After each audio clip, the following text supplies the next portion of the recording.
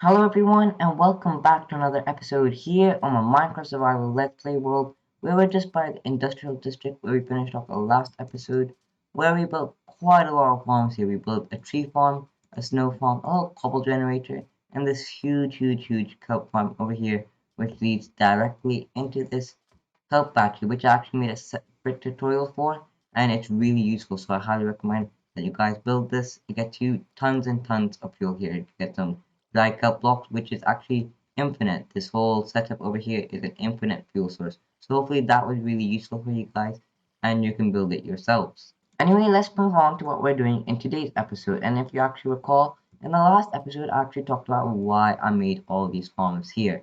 And the main reason I made them was so that I can get loads and loads of materials to supply me with what we're doing in today's episode, which is a custom mountain range. And I actually mentioned it in the last episode, and I'm super excited to get straight into it. So I made this tree farm over here just so we can get some wood, some supplies, and also so that we can, use the wood to make a few custom trees if you really need to. I also made the snow farm to get lots of snow to layer my mountains with.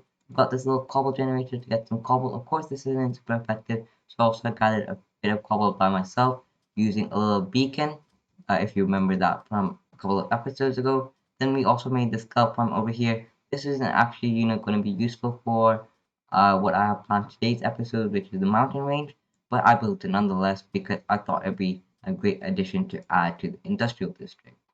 But overall, all these farms got me plenty of materials, hopefully enough for what I planned in today's episode. However, since I'm planning on doing such a huge mountain range with large scale mountains, of course it's going to take me lots and lots of time, and I'm not going to be done with it in just today's episode. In fact, I want this whole project to take me a few months long because I want this mountain range to look spectacular with lots and lots of details, so hopefully it'll turn out amazing. However, with that said, I want to get started at least in today's episode and hopefully get one mountain done. But remember, these mountains are going to be absolutely humongous. They're going to reach the Y level of 200 and even higher at their peaks. So they're going to have to look very interesting and not look so plain when we come to building them. So for the build palette, I've got a wide variety of blocks I'm planning to use. Of course, since I'm using so many blocks, I'm not too sure if we're going to get all of them incorporated in the mountain in today's episode. But in the future, we sure enough will, because I want these mountains to look spectacular. So of course, when we're going to build the mountain, we're going to use some stone as the main block. So if we just place some of those down to show you guys, we're going to use some stone as the main, rock base because it's nice, smooth, and it's got that mid-tone color. Then at the bottom, I'm thinking of adding pieces of some coal ore. Now, coal ore is a really hard block to get. So hopefully this will look really nice because it's got those little dark coal veins there in the actual stone. So I think that looks really cool. And even though up close it doesn't look amazing, if you actually step back a little bit, it looks much better. You can see how it's starting to blend in with the stone texture. So I think that looks very cool. Now just to break it up a little bit, I'm thinking of adding in a little bit of cobblestone in the mid section here. Now cobblestone is very close to the stone color, but it adds in a little bit of texture, so it'll look slightly different, and I think that'll look much better there and add a little bit more of variety into the mountain.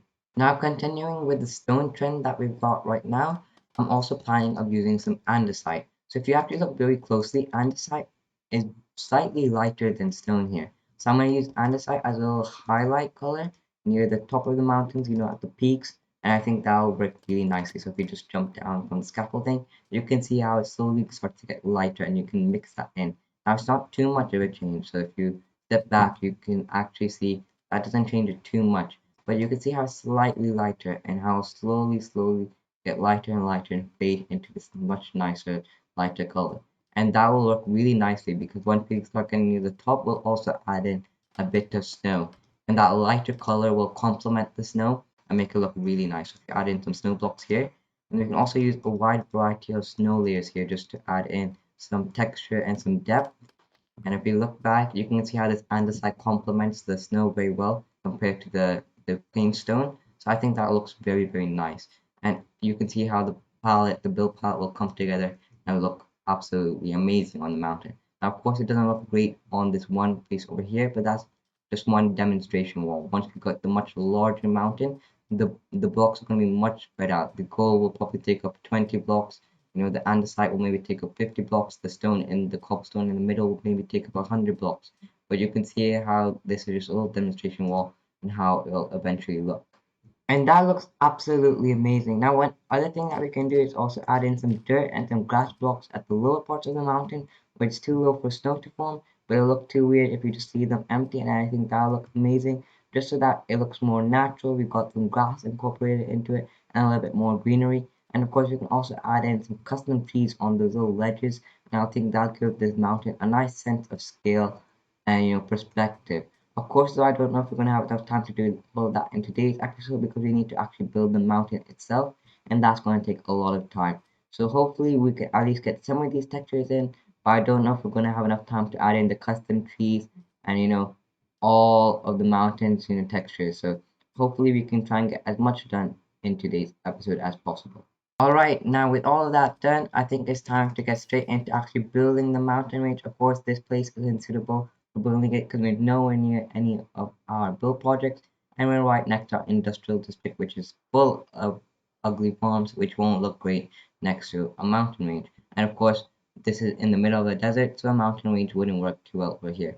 So I think we should go straight to our village, and there's a few cool mountain biomes in that area, which would be the perfect place to start the mountain range. So I'm going to go ahead, go into the nether, and get back to the village. Alright, here we are back at the village now, and straight away I can already see a nice mountain biome, which would be quite a nice place to start the mountain range. Actually, I think this is a very nice place. But of course, there are a few other mountain biomes around here as well, because I think mountain biomes would be the best place to make a mountain range because we can already start building upon the pre-generated mountains in the world terrain. So I think that'd be really, really good. Plus, we can also destroy the mountains underneath once we start building our own mountains and get plenty of dirt and plenty of stone and lots of snow as well. So I think maybe working out one of these mountain biomes would be a good idea. So we've got a mountain biome here. We've also got a mountain biome back there somewhere as well. And I think we've also got one further down that way. I don't think we can see it right now. But they're quite far that way. And I think they would also be very nice locations because we've got like a plains biome in between. And it actually maybe be really cool if we've got like mountains surrounding that whole plains biome on all sides and we have some sort of settlement there. So I think that might be a really cool idea. But without further ado, I think we should go ahead get straight into the time lapse. So I hope you guys are going to enjoy this one, and I'll see you all after this one.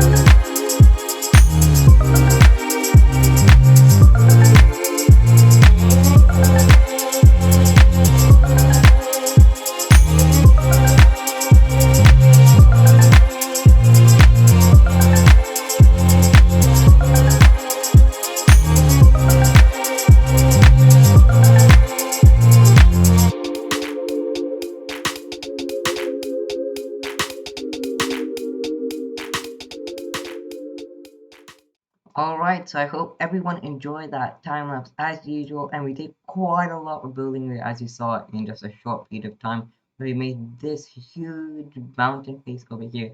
Of course, I haven't done the backside because if you actually fly around here, you'll see that it's just the facade. Of course, I'm probably not going to be able to fill them in because that's a lot of material going to be wasted there. But I'll probably fill it in a few layers there so that this will not be destroyed, if a creeper blows up, but I think this looks absolutely amazing. Actually, in fact, I probably haven't even completed one full side of this mountain, but I think it looks super, super cool. Now, at first, I wasn't very happy with how this was turning out when I started building it.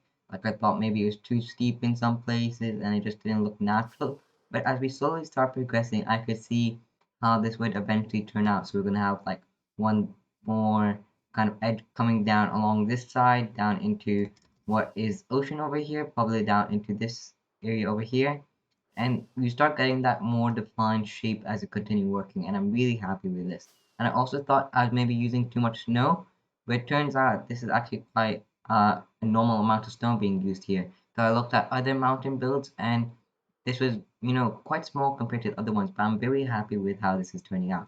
And you can see that I used lots of snow layers here, so this looks really, really cool from far away. Of course, though, you might have noticed I haven't done lots of texturing around here. You can see I've only put in a little bit of coal, just a little, basically entirely snow, and then a couple pieces of cobble. So if you actually step back, you can see that I didn't do lots of texturing, and that's because this whole cliff face over here, this whole mountain face, took a lot of time by itself. So I don't think we're gonna have enough time for texturing and extra detail on the side, though. You could see that I did those snow layers and those grass layers, though, nonetheless. But I think if we had a little bit of extra time, we could put in some custom trees and then those, little textures. Of course, you can see here that I've put in quite a lot of coal. This is about 2 stacks of coal here, but it's very subtle compared to the rest of the mountain. When you get up close, it looks a bit weird. But once you get back, because I'm trying to add a little bit of shadow into it, it doesn't look really great. It looks very subtle, you can't really notice it from far away. So I think we have to add much more coal in there in higher density at the bottom. But once you start putting the texture in, I think it'll start to come out really, really great.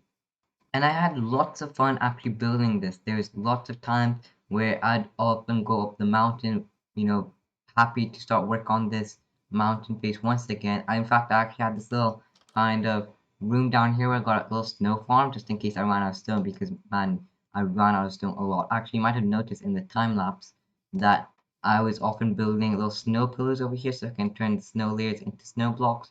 But other than that, we've also got a little bed in here, some storage, which we ended up not needing because these are basically empty, an anvil, and a few other necessities, including a bed, which I need to actually use right now because it's nighttime. And I also set up this little sugarcane plantation over here because I kept on running out of rockets and my Elytra kept breaking. And it seems like my Elytra is quite low on durability again, so I have to probably repair that. Because there's one time I was actually flying at an altitude of about 200 or so, and my elytra broke, my first elytra, because you actually notice it's called Flappers 2.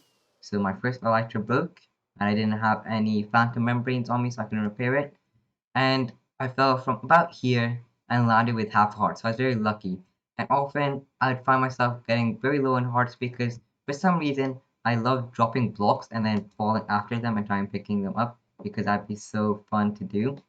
And if you guys ever make your own custom mountain range, just me having fun is something fun to do like that is just something that will distract your mind for a little bit if you're bored with building, and it's so so fun to do. But I should probably stop flying around because as we just saw, my elytra durability is extremely low. And this mountain here took a lot of time despite being just a small fraction of what the whole mountain range is going to be. But in the end, I was really proud with what I came up with, and hopefully you guys love it too, because hopefully all this work made your guys' day, and hopefully it looks super, super cool. But unfortunately, with that said, that's going to have to be the end of today's episode. But just before we end off, I have a little quick announcement to make. So a couple of days ago, I posted an announcement on my YouTube channel on the discussion tab where I was talking about taking a little break from my normal set of videos, which includes my survival series. Now, don't worry, it's not going to be a long wait. It's only going to be about 2 weeks or so, and I'm going to be focusing on something else. And trust me, I will definitely come back to the survival series because I know you love this series. So a couple of months ago, I've joined this project called BTE, or betterly known as Build Earth. Now, what Build Earth plans to do is a group of builders which build the whole world in a one-to-one scale, and I am one of the builders. And ever since I've joined, I've worked my way up through the ranks from becoming a builder to an active member of staff. And you might be wondering, well, what's that to do with the YouTube channel? Well, since I've become an active member of staff, I've also been elected to start making YouTube videos for that channel. And the content that I'm going to be making over next couple of weeks will be super cool. And I know that if you guys love my survival series, I'm sure that you will definitely enjoy this too. And these will also include my very own builds and time lapses. So I hope you guys will enjoy these a lot. And if you know my building capabilities already, then I'm sure you'll love this as well. In fact, you guys can get involved as well. If you want to start making builds just like me and build alongside me, I'm going to leave lots of information and links in the description of this video on how you can start applying for a builder role and hopefully start building alongside me. But with that said, I hope you guys are aware of the changes happening in the next couple of weeks, and I hope you guys are going to enjoy it nonetheless. And the videos that I'm going to be posting are going to be posted on my channel as well as the official build team channel that I'm working with as well. Anyway, I hope you guys enjoyed this episode and I'll see you all next time. Bye!